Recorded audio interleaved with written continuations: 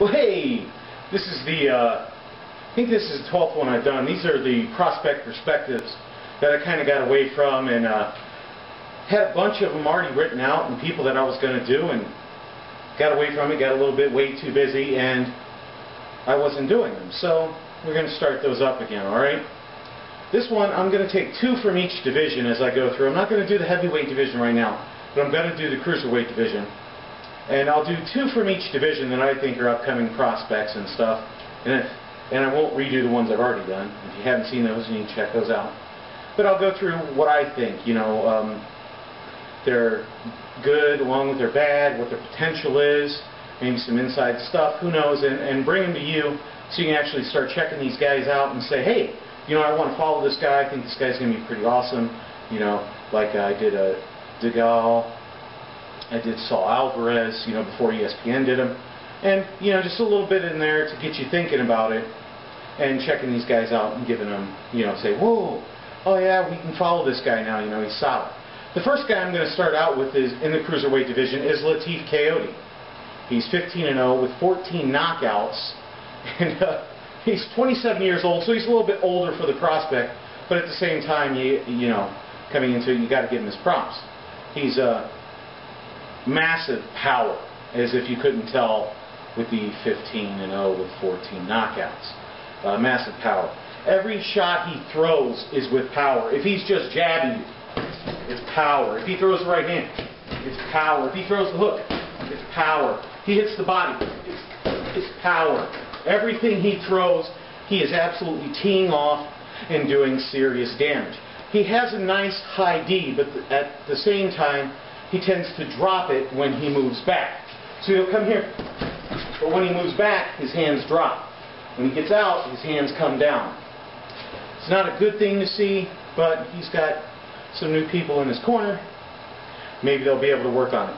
Now, one of the really cool things is, and this is kind of hard that you don't see a lot of people do, yeah, he throws the 2 or 3 jabs, and they're all power. Everything he throws is power. It's power generated, power oriented. So when he pops and jabs, it's boom, they're just thundering in there.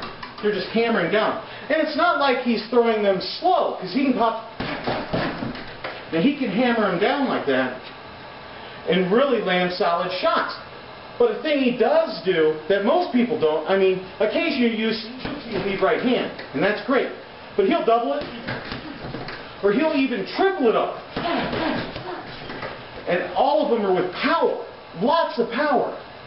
Maybe more than I have. I don't know. Anyway, he tends to lunge too much when he throws his left. When he gets out, I might even come out of the picture. But when he comes in with that left, he lands it. But when he lands it, it is absolutely deadly.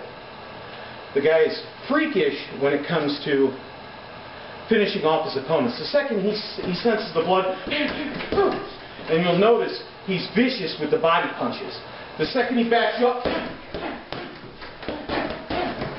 he's coming down and he's hammering you home.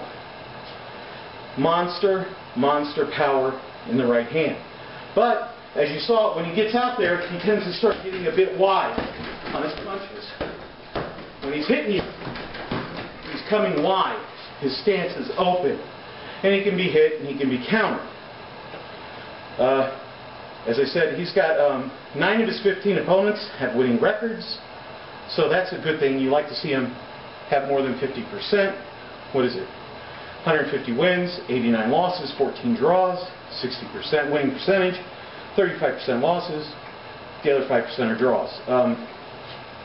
Let's see, did I forget anything? Not freakishly active, but he is getting more active in his fights. There are times where he's not throwing punches and he's just coming around. Now, like I said, the triple, the triple jab, doubling up the right, even triple it.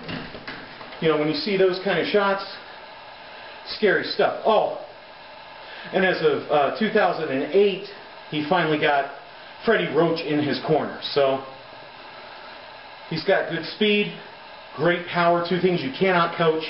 Those equal deadly, and I look at him, especially now that he's picked up Roach, to do some serious damage in the cruiserweight division.